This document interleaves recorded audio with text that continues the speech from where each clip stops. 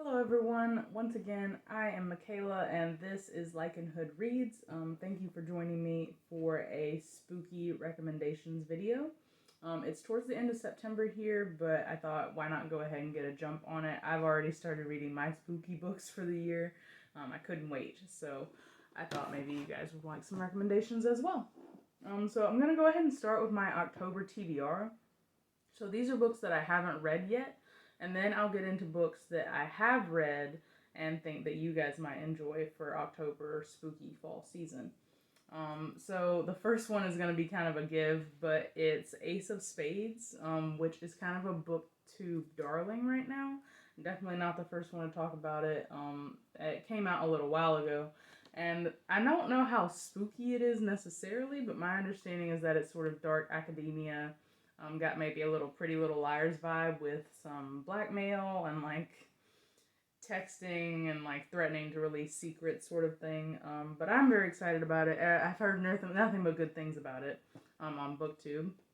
Ace of Spades. It's got two black main characters, check, and it also is queer. So both the black main characters are people that are queer in some way. I don't know the details yet because I haven't read it, but that's the representation I'm looking for sure. I have been wanting to read more queer horror books, and that's kind of how I started off my spooky season reading. And I'll talk a little bit more about that later, but this was at the top of my list. I wasn't sure how I wanted to read it. I wasn't planning on buying it because I've been on a book buying pause. I've been trying to like use the library more, find more books online, or get them on sale, or just read books that I already had, which was difficult for spooky season because I didn't have a lot of spooky books. I haven't been into horror books much in the past, but that's something that I'm getting into now. I was on the fence about whether to buy the physical copy of this, but then my girlfriend said she might maybe try to read this with me as well. So I went ahead and bought a physical copy because she doesn't do ebooks. But I have heard from other booktubers that the audiobook for this is extremely good. I thought about maybe trying to do both, but who has the money for that, right? So I'm going to go with physical, and hopefully I'm going to love it. I don't know much about the plot other than someone's blackmailing these two people, and it's like at a boarding school. So I'm excited about it. It's going to be my first read of October. I might even start reading it today. That cover's super dope, but I know that there is another cover that I also love of it. I don't have a picture, but it has two great covers, so maybe do some research before buying a physical copy. Next, and it goes with my LGBTQ spooky book reads, would be The Dead and the Dark. And that is by Courtney Gould, which is a pretty spooky name, I think. I love this cover. I've had my eye on this book for a little while as an anticipated reads, and I believe it came out towards the beginning of this month of September. I don't own it yet. I'm probably gonna buy it on like ebook, because again I'm a little tight on funds, and I don't know if I'm gonna like it or not. My understanding is that it is a YA book about two. I don't know if they're both like out as far as their queerness, but I definitely know it has a sapphic vibe, a sapphic romance, and I don't know much about it other than that it's sort of Stephen King meets Supernatural, I think. But I like some Stephen King books, and I like the vibe of this, and I thought, why not give it a try? It sounds pretty good. So this is also at the top of my October TBR list. I'll probably try to read it right after Ace of Spades unless something else catches my attention. So again, this is probably going to be YA leaning, but I'm not sure how far leaning, and I won't know until I read it. Next would be, I don't know if this is spooky. This is just, but it's Burn by Patrick Ness. I know that I like Patrick Ness's book. This is The Rest of Us Just Live Here. That's the only book I've read by him. I haven't read The Knife of Never Letting Go, which is also pretty famous. So this is one of his lesser known books. I think it's supposed to have some queer elements. I think maybe a male romance. I'm not sure. And I'm not sure about Patrick Ness's sexuality. I haven't really done any research on it, but this is hopefully going to be one of my own voices reads, because I know Patrick Ness has included queer characters in his work before. So I'm not sure where he stands, but I did see that this was available at my library. So I'm probably going to get it from there. Again, I'm trying to save some money. So this is on my list. Should be a pretty quick read because it is YA, and Patrick Ness isn't long-winded. So something you guys may or may not know about me is that I love werewolves. So I can't have a spooky season without trying to get some werewolf love in there. And this is something I found. It's called First Moon, and it's by Richard Amos. I believe it is a queer werewolf urban fantasy book. So it's not horror necessarily, but it is sci-fi, and even though this cover is kind of cheesy, it also gets me kind of excited because sometimes cheese is good. But my understanding is that the main character is a half werewolf hunter, question mark? Like, I don't know, I don't know more than that, and that he is a gay man, or he gets in a relationship with a man at least. So I'm pretty excited for this. Again, I'll probably read this on ebook, because if I know I'm going to like it or not. It's a series. I think there are at least 3 books out. So we'll see where it goes. Maybe I'll love it. 2,000 years later. 2,000 years later. But I had to buy A Psalm for the Wild Built by Becky Chambers because I've become a just a new fan of Becky Chambers this year. I've read most of her Wayfarer series this year. I also read To Be Taught If Fortunate, which I love and cannot recommend anymore. Let's see. And so if you aren't familiar with Becky Chambers, she is a female queer sci-fi writer, one of the most prominent female queer sci-fi writers right now. And she writes in a genre that, I forget what they call it. Is it hope punk? I'm not sure. I'll have to research that. But it's like these hopeful, uplifting books that are in genres that are normally sort of dark, like sci-fi and fantasy, but they're more whimsical and like have happier endings. And she's sort of leading in that department. Definitely with that Wayfarer series has that sort of vibe where it's sci-fi and it's not afraid to talk about serious issues, but it tends to have a happy ending, and it tends to leave you with a very hopeful feeling about the future, which is not always the case with sci-fi, which can sometimes be kind of depressing. But A Psalm for the Wild Built, it is a Monk and Robot book 1. So this is a new novella series that she's starting. I don't know much about the plot, except that the cover is the cutest. There's a little robot. There's a little monk. I'm pretty sure this takes place in a futuristic alternate world where there are mostly robots to do labor instead of people. Or maybe the world is mostly robots and there aren't very many people. I'm not sure. But it is extremely short there. So I'm hoping I'll get to it this month. I've been pretty excited about it. And even if it doesn't follow the spooky theme, I think it at least follows some fall themes there. At least the cover art does, with the leaves and the trail and whatnot. So I'm excited about this one. I had to buy it even though I'm not supposed to be buying books right now. Also, last but not least, I want to read The Bone Shard's Daughter. This has been on my last few TBRs. I've been wanting to read it basically all year. But I haven't gotten around to it. I'm a little intimidated by it, honestly. Not by its size. It's a pretty typical fantasy book in size, but it's kind of like, it's been described to me as like a fantasy sci-fi hybrid. And that, I don't know, that just seems like a lot. It's so cool. I definitely think I'm going to like it. I've heard mostly good things about it, and I've wanted to read it. It's just every time I go to pick it up, I have it on Kindle. I already own it. But every time I go to pick it up, I'm like, ugh, this seems like a lot right now.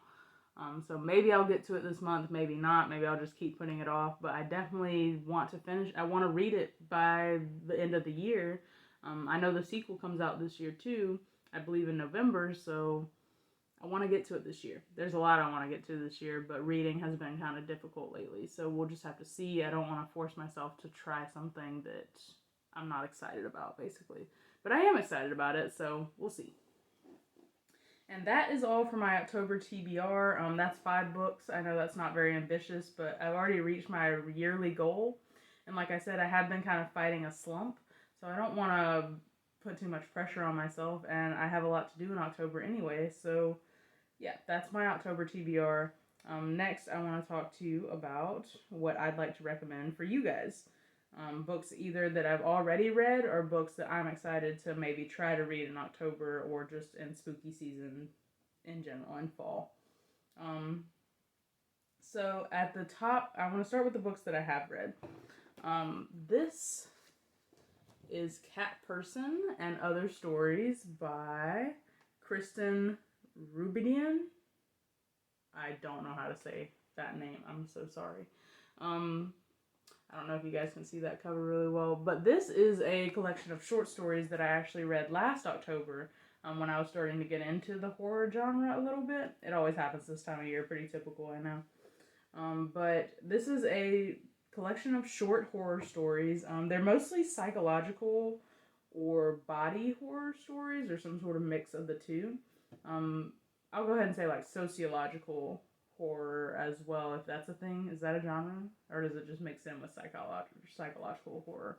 I'm not sure how many stories. I want to say maybe like 10? 1, 2, 3, 4. 2,000 years later. 13 short stories. And I read this book in like a day or two, like a day and a half. So I read most of it in one sitting. It's pretty cool. I'm not going to go into like synopsis for all the stories, but I can read the back of it here. A 10-year-old whose birthday party takes a sinister turn when she wishes for something mean. A woman who finds a book of spells half hidden at the library and summons her heart's desire. A nameless naked man, the inner thoughts of a typical good guy. That was a good story, I remember that. Spoiler alert, he's not a good guy. A self-proclaimed biter who dreams of sneaking up from behind and sinking her teeth into a green-eyed, long-haired, pink-cheeked coworker. So, yeah, those are some of those descriptions for the story. I remember this being not scary, but parts of it definitely made me uncomfortable. It has some body horror in there, so be prepared for that. I know some people can't handle it. I'm kind of on the fence. I can handle a certain amount of body horror, but it was good. And it's mostly like it's a very anxious book about like things that make us anxious in our like psychological realm and in our social circles, sort of, and where we're at in our life. I recommend it. It not only freaked me out a little bit, but it made me think as well. And I'm still thinking about it a year later. I don't know. I might reread a couple of the stories, probably not the whole book. But yeah, this is probably not so well known, and it's good. I recommend it. Also, Meddling Kids, which I talked about in my last like August wrap-up video. A spoof, an adult, a darker, sillier spoof on the Scooby-Doo. So what if like a Mystery Inc. gang came back to their hometown as adults to solve one last mystery. It's got some Lovecraftian sci-fi elements to it.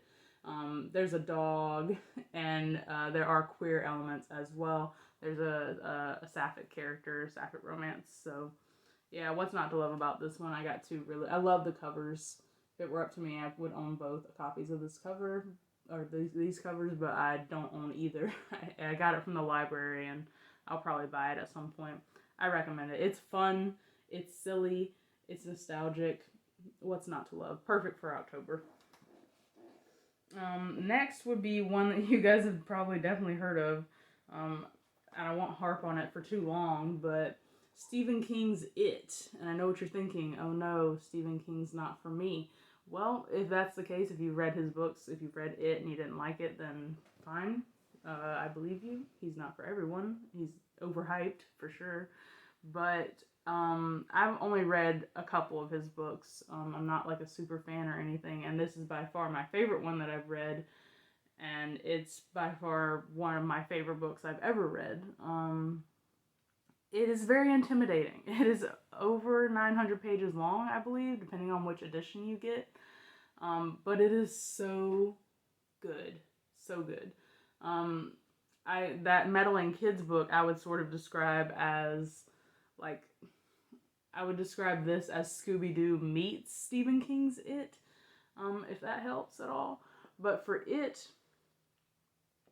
anyone that's seen Stranger Things, it is very much an inspiration for Stranger Things. I don't want to like go into the whole summary of it, but it is fantastic. It is emotional and intriguing, and it really draws you into the setting and into the characters, and it makes you care so much. It's got some problematic elements to it, no doubt. I think it takes place in, I want to say, the 70s or the 60s. So, you know, trigger warnings for pretty typical, like, homophobia, bullying, fat phobia, racism, some child abuse stuff in there, some sexual abuse stuff in there. It's a heavy book. It's an adult book. Heavy themes, but it is very emotional, and the payoff for this book is fantastic. So I had to mention it if I was going to make a spooky recommendations video. If you've never read it, if you've never read horror, or you've never read Stephen King, it's long, but it's a great place to start, and I promise that despite how big it is, it flies by, and it's hard to stop reading once you start. So that's Stephen King. Also wanted to recommend The Drowning Girl. This was also in my August-September wrap-up because I started my spooky season reading early. But this is about a schizophrenic girl who is writing a memoir to sort of sort through her feelings and her memories about a time period in her life where she was having a psychotic episode. And she had an encounter with a ghost. And the book is about her sorting out whether that was real or not. And it's sort of up to you to decide through her. And so it's written in a very like stream of consciousness kind of jumbled way where she's writing down the story right before our eyes. And it's hard to know what's real. But it does have sapphic elements, has a sapphic relationship, has a trans love interest, and it mostly focuses on like European mythology, like dark grim fairy tales, original sort of stuff. But it was just a really cool read. Like, it's a cool writing style. It's different from a lot of other books I've read. It wasn't scary, but unsettling at times for sure. This cover's not great. I kind of hate this cover. It's not a very good representation of the book, I don't think. But give it a try. It's different. And I really enjoyed it. So another kind of throwback, The Drowning Girl is from 2012. And these books are books that I read as teenagers. But it's Beautiful Creatures by Cami Garcia and Margaret Stahl. Both of which have made great strides in their career since then. I know they both work in comics a lot, and I'm a huge fan of both those authors. But this is a collaborative series that they worked on when I was in high school back around like 2010 or 11. It's a 4-book series. It's YA for sure, like YA mystical, magical romance. The main focus of this book is witches and other such things. Witches, let's see, I don't want to say vampires, succubi, incubi, those sort of things. And it's good. Look how pretty they are. Beautiful Creatures is the very first book. It takes place in the South, and it's written that way too. It's sort of written in a very like Southern Gothic take. And that is definitely, and I think it's so well done. Like, it's YA, but it's beautifully written. It's not written like typical YA, I wouldn't say. And things do start to kind of collapse around the third and fourth book, but the first book is fantastic. It really is. There was a movie adaptation which flopped back around like 2013, I think. The movie wasn't very good, but don't judge the book by the movies. It's a good spooky read. I wouldn't say it's scary, but it is spooky. It has a lot of like witches, a lot of spells, strange phenomena, and lots of southern superstition, I guess you could say. It takes place from a boy's perspective as he falls in love with the new girl in town who just so happens to be a witch. And it's all of her family drama and saving the world and saving the town and just trying to be in love while they're at it. Beautifully written. These are pretty thick, but not that long. Let's see.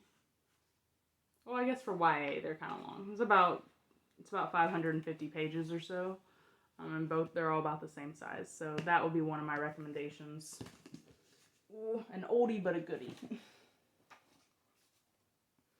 I also wanted to recommend The Invisible Life of Addie Larue. I have my copy up here and I didn't want to take it down. You've probably already heard about this. It was all over BookTube this time last year because I believe it came out in October or September of last year. And again, it's not a horror book, but it's definitely like a fall spooky book because it's about a girl who, like in the 1800s or 1700s or something in France, she was going to be married against her will. She didn't want to get married, and her family was trying to make her anyway. So she makes a deal with the devil or a demon of some kind, with the darkness, essentially. And he puts a curse/blessing on her where she lives forever. She's immortal, but no one will remember her. So as soon as she stops talking to someone or stops having a conversation or walks out of a room, the people that she was just speaking with or the people she just met immediately forget who she is. So it's an immortal life of endless, relentless loneliness, and it follows her story through the last 300 years, but also there is a timeline in the present about this curse and like, is she gonna live the rest of her life this way, and can she maybe find a way to break it, essentially. But yeah, it's got some spooky vibes because of the darkness, and just it's a good fall read. Definitely recommend it.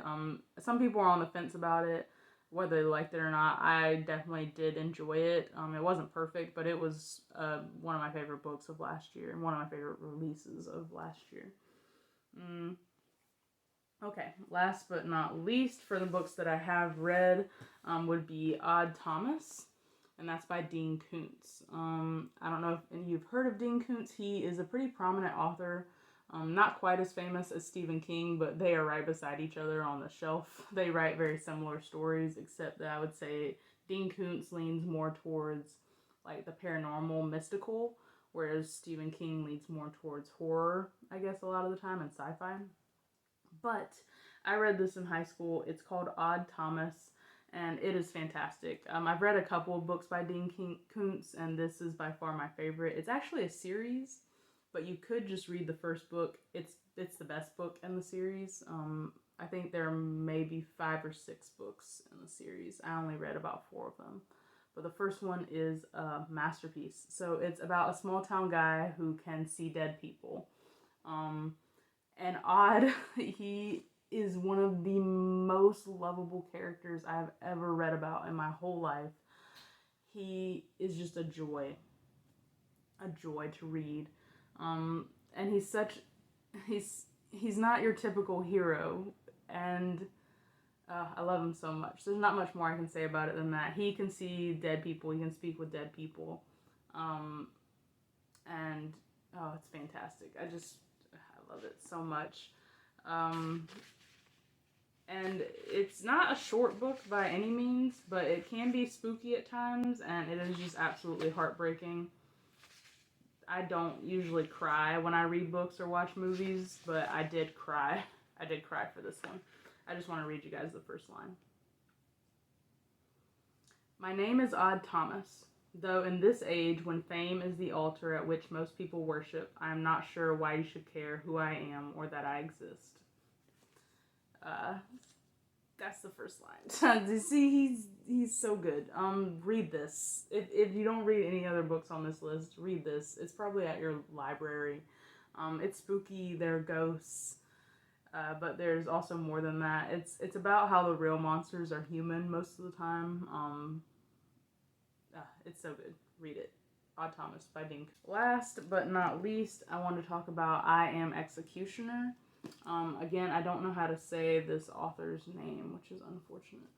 It's right there. This is another book of short horror stories. I have not read this entire book. I got it last year because I wanted to read the first story. Let's see, which is called... The book is actually titled I Am Executioner Love Stories. The first book is called The Infamous Bengal Ming, and it is about a tiger.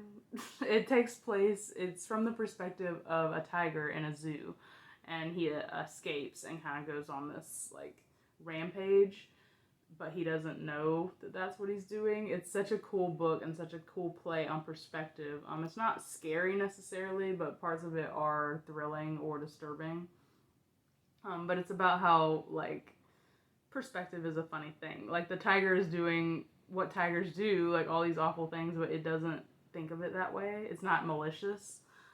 That's just one of the many stories in this book. Again, I haven't read the whole thing. I just bought it for that one story, and I've been wanting to read the rest, but here we are. You know how things happen. Hey guys, my camera memory card ran out there at the end of that spooky video TBR. I was talking about I Am Executioner Love Stories, and I was just at the very end. All I had was a wrap-up left. So that basically sums it up for my October TBR and my spooky read Rex. I hope you guys all have a great Halloween. I have a very busy month planned, and it's going to be busy towards the beginning of November as well. So I'm hoping to get another video out at the end of October or very beginning of November. I'm not sure. I'm not really sure what the rest of my year looks like right now, but, you know, I will be back with an update just to keep you guys in the loop on what I'm reading and what I'm enjoying. In general, I hope you have happy holidays, I hope you have a spooky Halloween, and happy reading. Bye.